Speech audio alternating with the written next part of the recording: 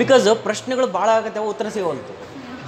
Problem ಏನಾಗಿದೆ ಅಂದರೆ questions ಭಾಳ ಆಗತ್ತವ, ಆನ್ಸರ್ ಸಿಗೋಲ್ತು. This is the main problem. ನೀ ಎಷ್ಟಂತ ಪ್ರಶ್ನೆಗಳನ್ನು ಹುಟ್ಟಾಗ್ತೈತಿ ಮೈಂಡ್, ಹಾಕ್ತೈತಿ ದಿನ ಸಣ್ಣ ಹುಡುಗಿದ್ದಂಗೆ ಹಾಕಕತ್ತೈತಿ. ಏನೋಪ್ಪ ಆಕಾಶ ಎದಕ್ಕೆ ಬ್ಲೂ ಐತಿ ಅಂತಂದು ಕೇಳಿದ್ರಿ, ಒಂದು PUC ಬರೋದ್ರಾಗ ಅದಕ್ಕೆ ಉತ್ತರ ಸಿಕ್ಕೈತಿ.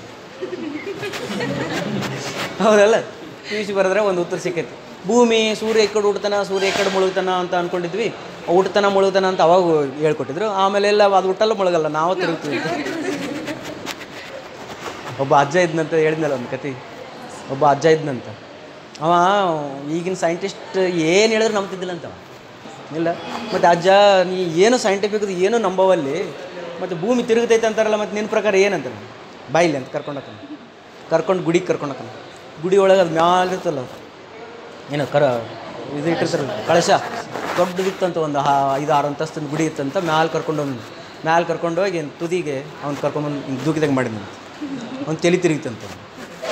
ಯಾರ್ದು? ಅವ್ನು ಮ್ಯಾಲಿದ್ದವನು ಕೆಳಗೆ ನೋಡಂದ, ಬ್ಯಾಡ ಮರ ಇಷ್ಟು ಕೆಳಗಿಂದ ನೋಡಿದ್ರೆ ತಲೆ ತಿರುಗುತ್ತಂದಂತ. ನೋಡಿ, ಬರೀ 5 ಮಂಜಿಲ್ ಮ್ಯಾಲೆ ಬಂದಿದ್ದಕ್ಕೆ ನೀನು ತಲೆ ತಿರುಗೈತಿ. ಇವು ಸ್ಯಾಟಲೈಟ್ ತೊಗೊಂಡು ಮ್ಯಾಲೆ ಹೋಗಿರ್ತಾವಲ್ಲ, ಮತ್ತು ಅಲ್ಲಿ ಹೋದ್ಮ್ಯಾಗ ಅವು ಜಗ್ಗಿ ತಲೆ ತಿರುಗಿರ್ತಾವೆ. ಈಗ ಕೋಟ್ಯಾನ್ಗಟ್ಟಲೆ ರೊಕ್ಕ ಖರ್ಚು ಮಾಡಿ ಮ್ಯಾಲೆ ಹೋಗಿ ಏನು ಕಂಡಿತು ಅಂತ ಕೇಳಿದ್ರೆ, ತಲೆ ತಿರುಗ್ತಿರಿ ಮರ ಅಂತಂದ್ರೆ ಬಡಿತಾರೆ ಒಂದು. ಅದಕ್ಕೆ ಏನಂದನಂತವ? ಭೂಮಿ ತಿರುಗ್ತಾನೆ. ಭೂಮಿ ತಿರುಗಲ್ಲ, ಗೀಮಿ ತಿರುಗಲ್ಲ. ಇಲ್ಲೇ ಐತಿ ನಮ್ಮ ಹೊಲ, ಅಲ್ಲೇ ಐತಿ ನಿಮ್ಮ ಮನೆ ಇಲ್ಲೇ ಐತಿ, ಎಲ್ಲಿ ತಿರುಗ್ಯಾವ ಅಂತಂದು.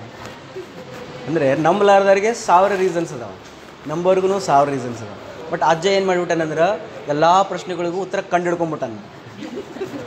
ಹಾಗಾಗಿ ಅವನ ಹತ್ರ ಇನ್ನೂ ಪ್ರಶ್ನೆಗಳು ಬರವಲ್ವು. ಚಲೋ ಸೈಂಟಿಸ್ಟ್ಗಳು ಏನದಾರಲ್ಲ, ಅವರೂ ಕೂಡ ತಮ್ಮ ಎಲ್ಲ ಪ್ರಶ್ನೆಗಳಿಗೆ ಉತ್ತರಗಳನ್ನು ಕಂಡು ಹಿಡ್ಕೊಂಬಿಟ್ಟಾರ. ಹಾಗಾಗಿ ಅವ್ರಿಗೂ ಡೈಲಮ ಇಲ್ಲ. ನಾವು ಮಿಡಲ್ ಕ್ಲಾಸ್ ಮಂದಿಗಳೇನದೀವಲ್ಲ, ನಮ್ಮ ಪ್ರಶ್ನೆಗಳು ಹೆಚ್ಚಾಗತ್ತವ, ದಿನ ಹೆಚ್ಚಾಗತ್ತವ, ಬಟ್ ನಮಗೆ ಸೊಲ್ಯೂಷನ್ ಸಿಗೋವಲ್ವು. ಅಲ್ಲಿ ಹ್ಯೂಮನ್ ಬೀಯಿಂಗ್ದ ಲರ್ನಿಂಗ್ ಟೆಕ್ನಿಕ್ ಏನಿದೆ ಗೊತ್ತೇನು? How human being learn by ಮಿಮಿಕಿಂಗ್. 90% of the brain learns by mimicking, not by reading, not by writing, not by beating, nothing. ಬಡಿಯೋದ್ರಿಂದ ಅಥವಾ ಓದೋದ್ರಿಂದ ರ್ಯಾಂಕ್ ಬರೋದ್ರಿಂದ ಕಲಿಯಕತ್ತಿಲ್ಲ. ನೋಡಿ ಕಲಿಯೋದು 90%. ನಮ್ಮ ಬ್ರೈನ್ ನೋಡಿದ್ದನ್ನು ಕಲಿತೈತಿ. ಈಗ ನೀವು ಚೆಂದಾಗಿ ಇಂಪ್ಲಿಮೆಂಟ್ ಮಾಡ್ಕೊಂಡು ನಿಮ್ಮ ಮನೆಯೊಳಗೆ ನೀವು ಇದ್ರಿ ಅಂದ್ರೆ, ನಿಮ್ಮ ಸಣ್ಣ ಮಕ್ಳು ಇರ್ಬೋದು, ಪೇರೆಂಟ್ಸ್ ಇರ್ಬೋದು, ನಿಮ್ಮ ಫ್ಯಾಮಿಲಿ ಮೆಂಬರ್ಸ್ ಇರ್ಬೋದು, ನಿಮ್ಮನ್ನು ನೋಡ್ತಾರೆ ಕಲಿತಾರೆ. ಇವ ಯಾಕೆ ನೀರು, ಅಪ್ಪಾಜಿ ಯಾಕೆ ನೀರನ್ನು ಬಟ್ಲ ಕೈಯಾಗಿ ಹಿಡ್ಕೊಂಡ ತಕ್ಷಣ ಕುಂತು ಕುಡಿತಾನ ಅಂತ ಅದು ಮಗು ನೋಡುತ್ತಾ ಕುಂತು ಕುಡಿತೈತೆ. ಅಟ ಹೇಳ್ಬೇಕಾಗಿಲ್ಲ. ಅಪ್ಪಾಜಿ ಮುಂಜಾನೆ 4ಕ್ಕೆ ಯಾಕೆ ಎದ್ದೇಳ್ತಾನ? ಹೌದಾ? ಅಪ್ಪಾಜಿ ಮನೆ ಬಂದ ತಕ್ಷಣ ಮೊಬೈಲಲ್ಲಿ ದೂರ ಇಟ್ಟು ಯಾಕೆ ಈ ಕಡೆ ಬರ್ತಾನ? ಅಪ್ಪಾಜಿ ಊಟ ಮಾಡೋದು ಮೊಬೈಲ್ ಯಾಕೆ ದೂರ ಇಟ್ಟು ಊಟ ಮಾಡ್ತಾನ? ಇವೆಲ್ಲ ನೋಡಿ ಕಲಿತೀರಿ. ಅಂಡರ್ಸ್ಟುಡಾ? ಟೀಚರ್ಸನ್ನು ಕೂಡ ನೀವು ನೋಡೇ ಕಲಿತೀರಿ, ಜಾಸ್ತಿ ಇರೋಂಗಿಲ್ಲ. ಹೌದಾ? ಅವ್ರು ಹೇಳಿದ್ದೀನಿ ಏನೂ ಕಲ್ತಿರಂಗಿಲ್ಲ, ನೋಡೇ ಕಲ್ತಿರ್ತೀರಿ. ಹಂಗೆ ಪ್ರತಿಯೊಂದನ್ನು ಕೂಡ ಮಿಮಿಕಿಂದ ಕಲಿಯೋದ್ರಿಂದ this concept we are implementing for future parents. You are all what? ಹಿಂಗೆ ಮಾಡಕತ್ತ. You are all what? ಏನು ತಿಳಿತಾ? ಈಗ ಇದು ಯಾರಿಗೆ ಬೇಕಂತ ಗೊತ್ತಾಯ್ತಾ? To whom this UHV content is required. ಆಮೇಲೆ to whom the UHV content is required? Future parents like us. ಅರ್ಥಾಯ್ತಾ? Like you. ಅದಕ್ಕೆ ನಮಗೇನಂತಾರಂದ್ರೆ ವಿ ಆರ್ ಕೋ-ಎಕ್ಸ್ಪ್ಲೋರರ್. ನಾನು ಟೀಚರ್ ಅಲ್ಲ ಇವತ್ತಿನಿಂದ. UHV ಕ್ಲಾಸ್ ಒಳಗೆ ನನಗೇನಂತಾರೆ? ಕೋ-ಎಕ್ಸ್ಪ್ಲೋರರ್. ನೀವೆಲ್ಲ ಯಾರು? ಎಕ್ಸ್ಪ್ಲೋರರ್ಸ್. ಕೋ-ಎಕ್ಸ್ಪ್ಲೋರರ್ ಅಂದ್ರೆ UHV ಕಂಟೆಂಟ್ ಹೆಂಗಿದೆ ಅಂತಂದ್ರೆ, ನಾ ಹೆಂಗೆ ಟೀಚ್ ಮಾಡ್ಕೊತ ಹೋಗ್ತೀನಲ್ಲ, ಹಂಗಂಗೆ ನನ್ನ ಜೀವನನೂ ಉದ್ಧಾರ ಆಗ್ತದೆ, ನಿಮ್ದಲ್ಲ. UHV ಟೀಚ್ ಮಾಡ್ದಂಗೆ ಏನಾಗ್ತದೆ? ನನ್ನ ಜೀವನ ಉದ್ಧಾರ ಆಗ್ತದೆ. ಯಾಕಂದ್ರೆ ನಿಮಗೆ ಹೇಳ್ತಾ ನಾನು ನನ್ನ ಜೀವನ ನಾನು ನೋಡ್ಕೊತಿರ್ತೀನಿ.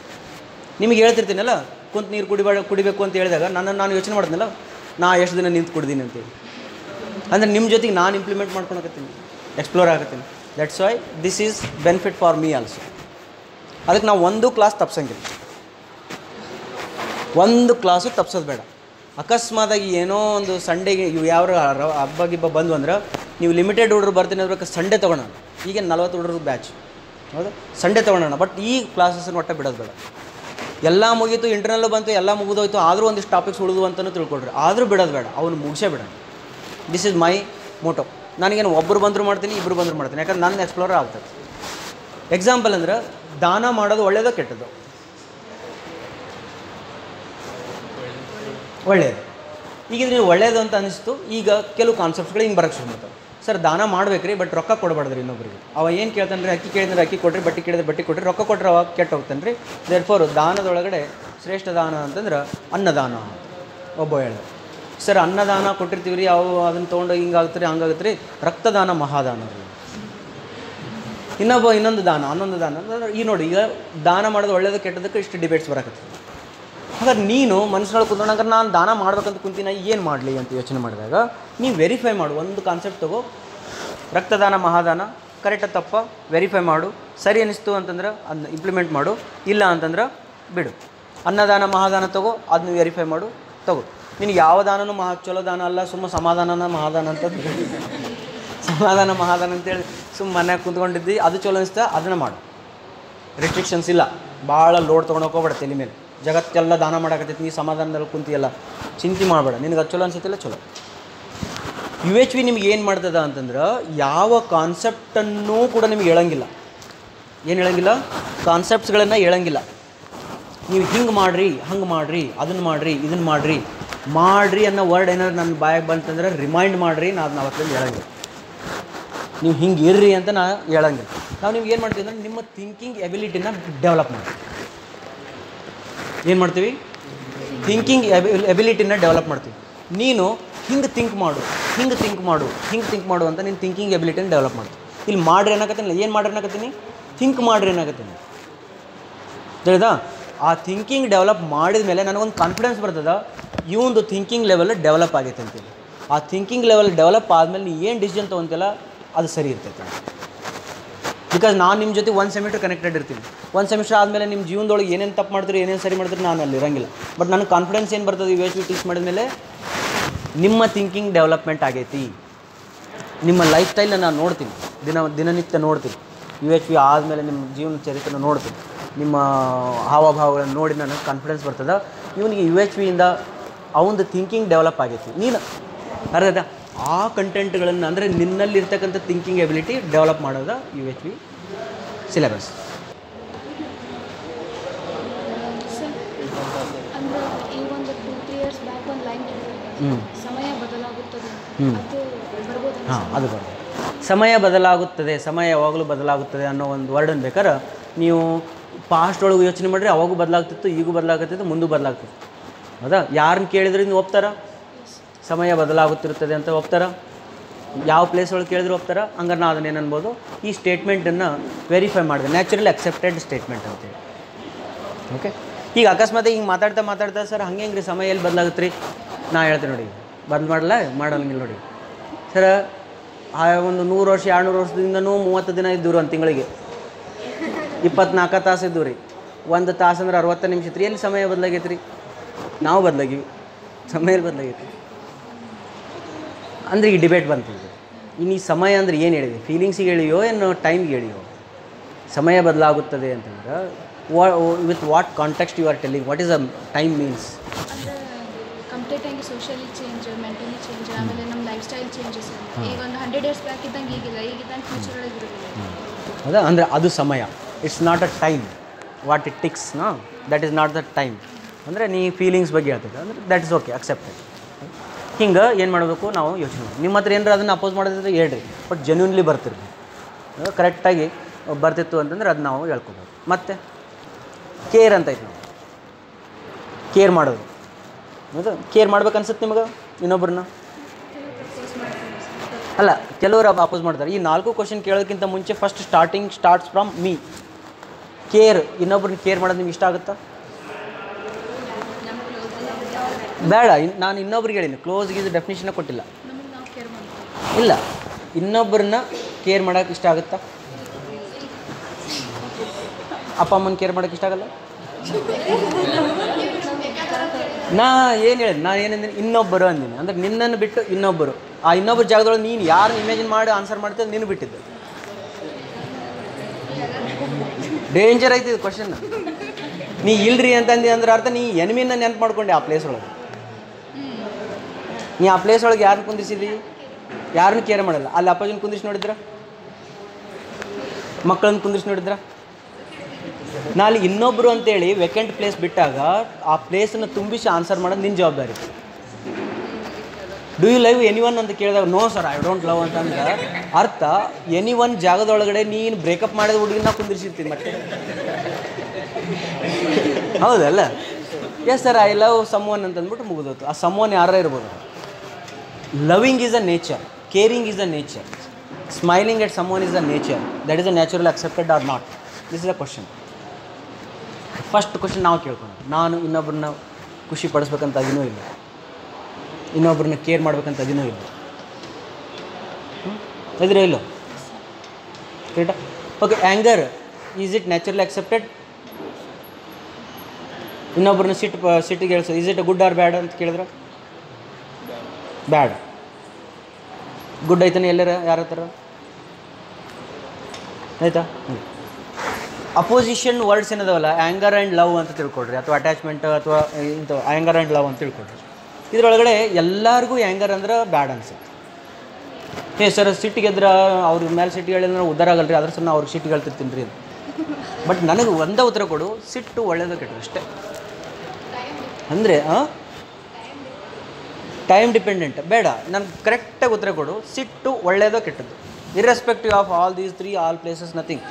ಸಿಟ್ಟು ಒಬ್ಬರ ಮೇಲೆ ಸಿಟ್ಟಿಗೆ ಹೇಳೋದು ಒಳ್ಳೇದೋ ಕೆಟ್ಟದ್ದು ಇಷ್ಟೇ. ಬೇಡ.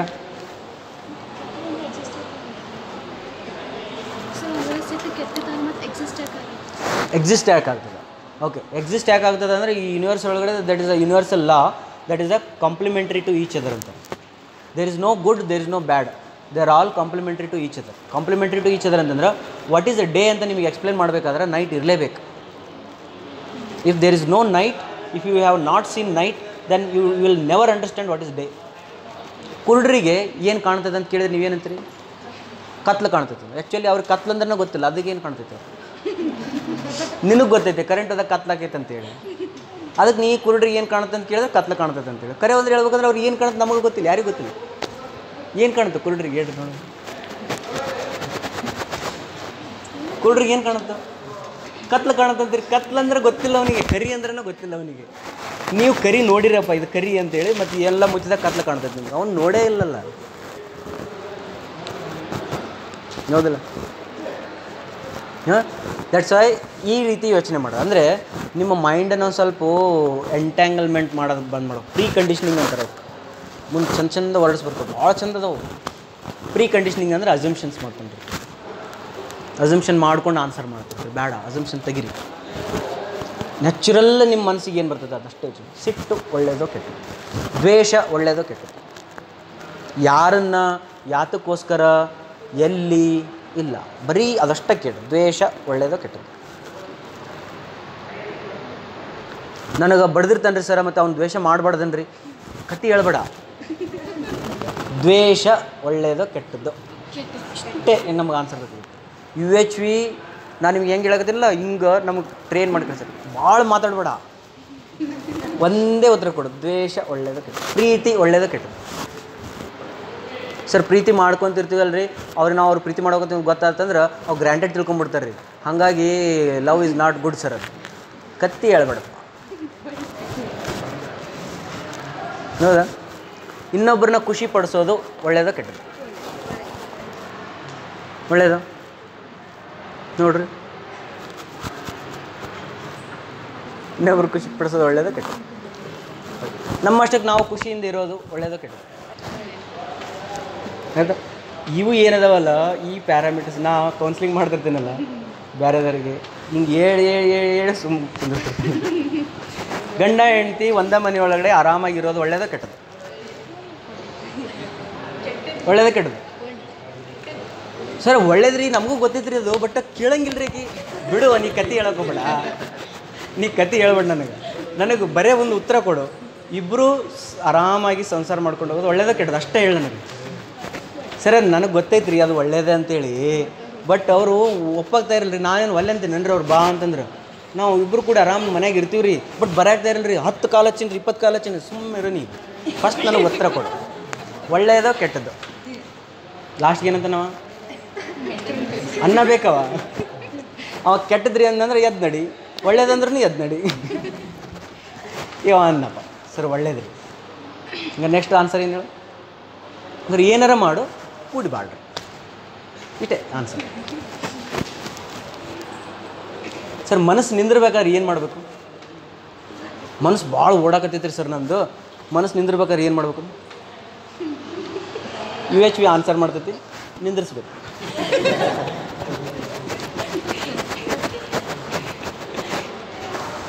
ಅದೇ ಲೈಫ್ ಭಾಳ ಈಸಿ ಐತಿ, ನಾವು ಅದನ್ನ ಹೆಂಗೆ ಕಾಂಪ್ಲಿಕೇಟ್ ಮಾಡ್ಕೊಂಡಿವಲ್ಲ. ಇಷ್ಟುದ್ದ ಉತ್ತರ ಕೊಡ್ತಾರೆ ಯಾರ ಎಲ್ಲರೂ ಹೋಗಿ ಯಾರನ್ನಾರು ಕೇಳಿದೆ ಅಂತ ತಿಳ್ಕೊ, ಇವ್ರನ್ನ ಯಾರನ್ನಾರು ಕೇಳಿ, ಪ್ರಭುಜಿ ನಮ್ಮ ಮೈಂಡ್ ಭಾಳ ಇಲ್ಲ ವೈಟು ಅಂತೇಳಿ ಕುಂದಿರಿಸಿ ಒಂದು ಇದ್ದು ಹೇಳ್ತಾರೆ. UHV ಹಂಗೆ ಹೇಳೋದು, ಸರ ನನ್ನ ಜೀವನ ಬೇಸರ ಆಗೈತೆ ರೀ, ಒಂದು ಸ್ವಲ್ಪ ಏನಾರ ಸೊಲ್ಯೂಷನ್ ಹೇಳ್ರಿ, ಕಂಡು ಹಿಡ್ಕೊ. ಹೌದಾ ಸರ ಅದು ಜಾಬು ಭಾಳ ಟೆನ್ಷನ್ ಆಕತ್ತೈತೆ ರೀ ನಮಗೆ, ಅವ್ರು ನಮಗೆ ಊಟಕ್ಕೆ ಬಿಡವಲ್ರು, ಏನಿಲ್ಲ ಭಾಳ ಕಾಡಾಕತ್ತಾರೆ ಸರ ಅಂತ. ಮತ್ತು ಏನು ಮಾಡಬೇಕು? ಬಿಟ್ಬಿಡು ಸರ್. ಬಿಟ್ರೆ ಮತ್ತು ನಡೆಯಂಗಿಲ್ಲಲ್ರಿ, ಹಿಡ್ಕೊ. ಸರ್ ಹಿಡ್ಕೊಂಡ್ರೆ ಟೆನ್ಷನ್ ಭಾಳ ಆಗುತ್ತಲ್ರಿ, ಟೆನ್ಷನ್ ಬಿಡು. ಹೌದಾ? ಯಾಕೆ ಇಷ್ಟು ಸಿಂಪಲ್ ಇದ್ದದ್ದನ್ನು ನಾವು ಬಿಟ್ಟಿವಿ ಅಂತಂದರೆ ನಮಗೆ ವಿ ಲವ್ ಪ್ರಾಬ್ಲಮ್ಸ್ ಅಂತ. We love problems, we don't love solutions. ಅಲ್ಲೇ ದಾರಿಯಾಗ ಗಾಡಿ ತೊಗೊಂಡು ಹೋಗಿರ್ತೀರಿ, ಗಾಡಿ ತೊಗೊಂಡು ಹೋಗೋದು ಹ್ಯೂಮನ್ ಬ್ರೈನ್ ಹೆಂಗೆ ಅಟ್ರಾಕ್ಟ್ ಆಗ್ತದೆ, ನಮ್ಮ ಬ್ರೈನನ್ನ ಕೆಟ್ಟದೈತೆ ಫಸ್ಟ್ನದ್ದು. ಅದು ಈ ನೆಗೆಟಿವ್ ಆಸ್ಪೆಕ್ಟ್ಸನ್ನು ಲವ್ ಮಾಡ್ತದೆ. ಹಿಂಗೆ ಗಾಡಿ ತೊಗೊಂಡು ಹೋಗಿರ್ತೀರಿ ಇಲ್ಲೇ, ಹೌದಾ? ಅಲ್ಲೇ ಇಲ್ಲಿ ಎಷ್ಟು ಬರ್ತ್ಡೇ ಆಗ್ತಾವೆ, ಕೇಕ್ ಅಂಗಡಿ ಇರ್ತಾವೆ ಇಲ್ಲೆಲ್ಲ, ಅಲ್ಲೆಲ್ಲ ಎಷ್ಟಕ್ಕೊಂದು ಹೋಟೆಲ್ ಅದಾವೆ, ಎಷ್ಟು ಮಂದಿ ಬರ್ತ್ಡೇ ಆಗ್ತಿರ್ತಾವೆ ಅಲ್ಲಿ. ಹೌದಾ? ಕೆಲವರು ಅಲ್ಲೇ ಟೆಂಪ್ರರಿ ಬರ್ತದೆ, ಹಂಗೆ ತೊಗೊಂಬರ್ತಾರೆ, ಕಟ್ ಮಾಡ್ತಾರೆ, ಅಲ್ಲೇ ಒಂದು ಏನೋ ಒಂದು ವ್ಯವಸ್ಥೆ ಮಂದಿ ಬರ್ತಿರ್ತಾರೆ. ಅದು ಖುಷಿ ಸಂಗತಿ, ಅಬ್ಸರ್ವ್ ಮಾಡೋಂಗಿಲ್ಲ ಬ್ರೈನ್ ಅದು.